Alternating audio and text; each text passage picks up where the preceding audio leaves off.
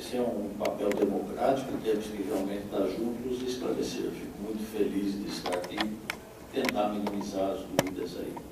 Os temas que o senhor levantou estão no seminário, né, face à amplitude deles, mas vou tentar, mais objetivamente, colocar as coisas. A Constituição reza que a uso e ocupação do solo é competência do município. E uma torre, que é uma base de sustentação da antena, ela não nasce da noite para o dia. Então, há uma competência do município em fiscalizar uma edificação. Você não faz uma casa, uma edificação, sem a fiscalização municipal. Então, é competência do município. Porque para a Anatel, as empresas, quando obtêm a sua outorga, concessão, autorização, permissão, ela tem que prestar serviço, ela tem que cobrir o município e atender aqueles que eles venderam o serviço, que é uma relação de consumidor, que a Anatel regula o serviço. Qual é o serviço, como ele deve ser prestado e a quem deve ser prestado, né, que é a universalização. Bom, nesse sentido, então há uma ambiguidade, uma dúvida assim, não, mas a Anatel fiscaliza a antena? Fiscaliza a emissão dos sinais da antena. A torre não. A torre é uma construção. Obviamente, se a torre está pronta lá e a empresa que a gente trabalha com autocadastramento, e isso é feito via o sistema e diz que está regular e apresenta para nós um documento dizendo que está regular, a Anatel libera automaticamente. Agora, se o município constata que aquilo está indevido, ele tem que entrar com as ações, as petições e a alteração demolitória. Porque simplesmente ir lá lacrar o portão, mas se ele não notificar a Anatel que aquela edificação está irregular e ela procurar isso, ela tem que mudar de lugar. Porque se a prefeitura não autorizou, ele está irregular. Ela tem que continuar cobrindo uma determinada área. Se não for aquela, vai ser outra.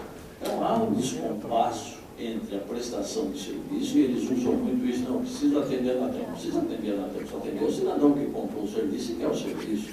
A Anatel já disse que como é que é o serviço e quem deve prestar. Então isso sim a gente tem que começar a clarificar para ter ações conjuntas. Obviamente a velocidade deles é muito maior, e por isso que a Anatel partiu para o autocadastramento, senão não teríamos 300 milhões de acessos, como já temos no Brasil hoje. Praticamente mais de 1 número por pessoas. E a velocidade das prefeituras, com o processo, pedido, análise, aí entra um problema tremendo, se aquilo é uma edificação ou é um equipamento, que as legislações municipais separam muito bem isso, o que é aquele bicho que está construído, né, qual o conceito dele, e fica isso empurrando nas produções, e precisa prestar o serviço, o cidadão comprou e quer o serviço. Então, realmente, temos que afinar e ver.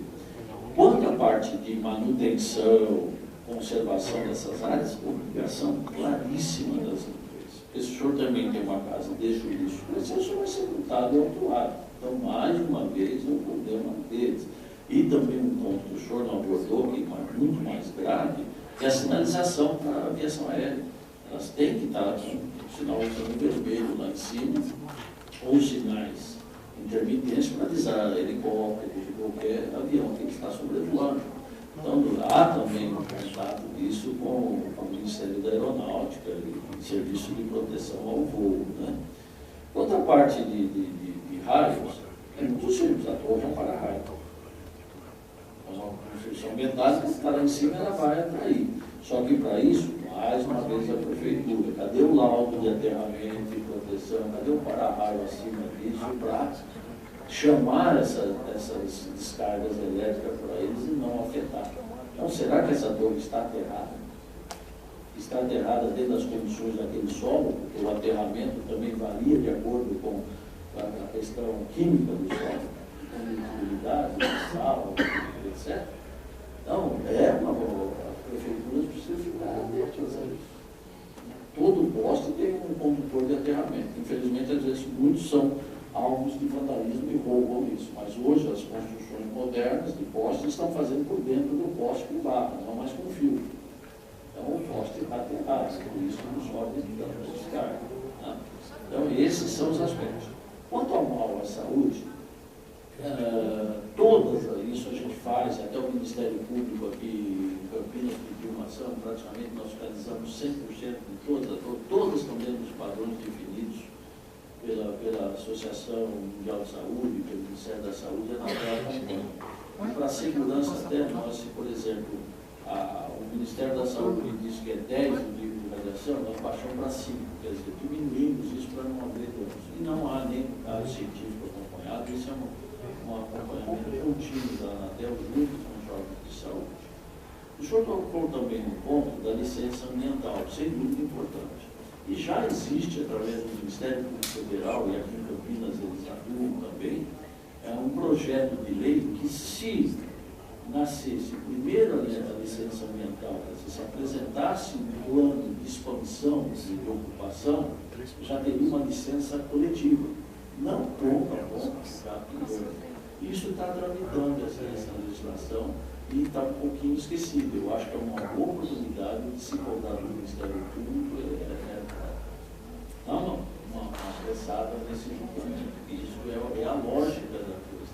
Primeiro a licença ambiental, os outros bem. Como agilizar isso nos trâmites municipais? Campinas é uma cidade grande, tem estrutura. Imagina uma cidade menor que não tem essa estrutura.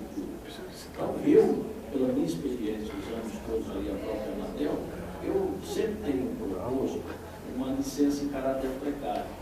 Quer dizer, ela não está irregular. E isso vai correr no papel. Se amanhã aquilo não tiver condições, porque o engenheiro assinou aqui, ele é responsável, isso é um crime de falsidade biológica do local. E o engenheiro conhece as legislações, tanto da Anatel quanto do município, que é a famosa RT. Ele se responsabilizou por aquilo. E também nós constatamos, em algumas outras cidades, no caso do próprio São Paulo, nenhuma dessas irregularidades apontadas, elas se davam em locais ou a área não permitida pela construção.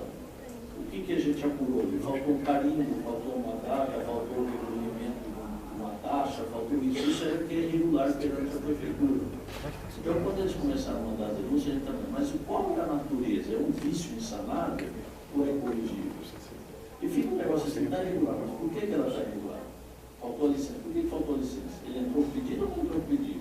Esse pedido está onde? Esse pedido está devidamente instruído? O que falta para ele? E isso são feitos por seres humanos. E que isso retarda um pouquinho. Então, talvez tenha que se pensar em alguma coisa mais, deixar a regra para assinar-se uma responsabilidade, dar-se uma autorização temporária até que o processo permite. E aí você penaliza, porque você mentiu, vai pagar os ônus disso. Quanto à vizinhança, eu acho que isso aí se resume o seguinte: todo mundo gosta de tomar um caldo de cana e um pastelzinho, mas ninguém gosta da feira na porta. A torre é a mesma coisa. Entra muito mais na parte de especulação imobiliária do que é isso. Mas o tempo vai acabar com isso também. O senhor falou da tecnologia 4G, que é LTE. As antenas são bem menores e não vão precisar de uma estrutura dessa base. Então, eu acho que com o tempo, isso já na Europa, você não vê mais antena. Não a torre, as antenas são muito menorzinhas. Né? E vai aumentar. Ela aumenta o número de antenas, vai diminuir o tamanho, e, consequentemente, o tamanho e o peso. Ela vai poder estar em coisas menores e não tão assim, agressivas ao aspecto visual e ambiente. Só que para nós aumenta mais o problema, para nós a Anatel. Porque você vai somar o nível de radiação. Então eu vou ter muito mais problema de medições e acompanhamento do que hoje, que é fácil. E por que eles não ultrapassam esses limites de exposição e de potência que poderiam afetar a saúde? Porque se ele aumenta a potência, ele mesmo interfere nele. Então o estudo é muito bem feito, balanceado, porque o que é celular? Ele vai criando um sinal e vai multiplicando. Se ele aumenta a potência de uma, ele vai interferir na outra. Então esse balanceamento tem que ser muito bem calculado e ele está sempre abaixo dos limites máximos toleráveis. Entra um outro aspecto que o senhor falou, vai cada vez mais antena e como é que vai fazer? Tem bairros que não permitem. Ou quer o serviço, ou quer. Não dá para fazer o omelete sem quebrar os ovos. E se tiver menos antena, mais potência. Mais potência pode prejudicar. E como uma pergunta que me fizeram agora na entrada, quem está debaixo da torre tem mais problema? Esse é o que não tem problema. ligação com o povo, está ali, está protegido, ele vai na horizontal, ele vai para lá. Então, esses mitos, eu acho que falta esclarecimento. Não sei se vai tudo, mas não podemos ir para a parte de qualidade de serviços também, que é a parte do PROCON que o senhor levou. Eu acho que o cliente sempre tem razão. Se ele reclama, não é por acaso. Vamos então passar essa fase das antenas? Não, o senhor sabe, o senhor que conta aí a gente. Não, o senhor eu fui na sua sequência. Não, está ótimo, sem dúvida. Foi muito boa a explanação inicial do senhor. Com relação, por exemplo, a essa questão das autorizações da Anatel, o senhor disse que a Anatel não autoriza antena por antena. Ela dá uma licença para a operadora operar em tal município. Existe um licenciamento para cada ponto de emissão, não dou antena. Mas eu dou uma licença e saio por cada ponto de emissão. Se às vezes num ponto de emissão pode ter 5 antenas. Ela sai licença, nós temos no nosso cadastro tudo que está emitindo, transmitindo algum sinal. Ela sai essa licença sim. Não, perfeito. A única coisa é que eu não licencio para onde ela vai colocar. Se eu tenho que atender Campinas, eu tenho aqui 200 mil clientes, eu tenho que atender 200 mil. Como é que eu vou fazer esse algoritmo? A competência dele. Eu não digo que você tem que pôr aqui na boa posição, na Minas da Saudade, ou ali. Ele tem que cobrir essa região. Certo. Não, eu pergunto isso pelo site da Anatel, existe lá a relação de todas as antenas, de cada equipamento instalado e o endereço e a coordenada geográfica. A gente trabalha com coordenada. Então, na verdade, vocês captam essa emissão da radiação e daí vocês incluem isso no site, colocando cada ponto, ou cada operador informa previamente que está fazendo a colocação desse equipamento porque como nós fizemos um levantamento por amostra aqui em Campinas, e nós pegamos a relação da Anatel, que estava publicada no final do ano passado no site, essa relação aqui, ó, sai inclusive a data aqui, ó, 25 de novembro de 2013, às 16 horas e 9 minutos. Tomando como base essa informação, é atualizado esse site de quanto tempo? Isso praticamente tem que ser diário. Diário. Nós fizemos a entrada e saída. Perfeito. Nós fizemos, aqui tem aproximadamente cadastradas 500 antenas. Né? Aí nós pegamos por amostragem uma determinada região. E nós verificamos que existem antenas instaladas, foram 120 no total analisadas numa determinada região que constatam no site. E foram verificadas 22 antenas que sequer no site da Anatel elas estavam cadastradas. Isso já